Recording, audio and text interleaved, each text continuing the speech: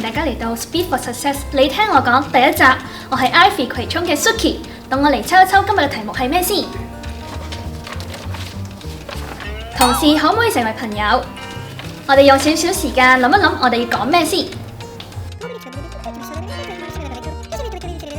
之前返 M 記嘅時候，都識到好多同事啦，日對夜對，大家都變得好熟。但對於我嚟講，我覺得似一種有限期嘅陪伴咯。期間限定喎。係啊，離職咗之後都唔會特登約出嚟見面嘅，最多喺街上面撞到，咪講返句得閒飲茶咯。唉，哇，咁我又唔係咁樣覺得啦。我喺醫院實習處理突發事情嗰陣，嗰種感覺真係好似戰友㗎。話做朋友話咁易啦，其實做埋男朋友都得啊！哇！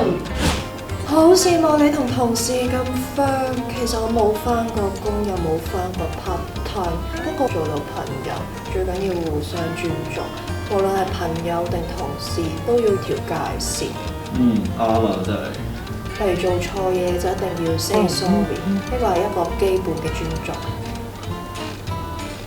如果個個都識尊重人就好啦。design 嘅，我讀 design 嘅，以前做班務咧，基本上一剔過冇同學會有意見嘅。但係翻工咧，由第一版改到第10版，但係又用翻第一版喎，就好似將你啲心血心機抄落地下咁，點同你做朋友啊？下邊溝通又唔會咋？好，同 design 一樣，我攝影主要都係做 freelance 為主啦。咁好多 job 都係一啲朋友介紹嘅。咁所以對我嚟講咧，佢哋唔單止係同事，亦都係我嘅好朋友。喂，師兄，介唔介意多個朋友啊？梗係冇問題啦。睇嚟得成係要介紹下 job 俾我哋啦。多謝大家收聽第一集，你聽我講。你又覺得同事係戰友、期間限定定係朋友呢？不如留言話俾我哋知啦。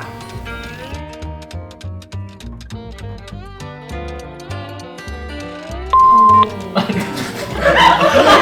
我唔記得咗。一版就開始講對。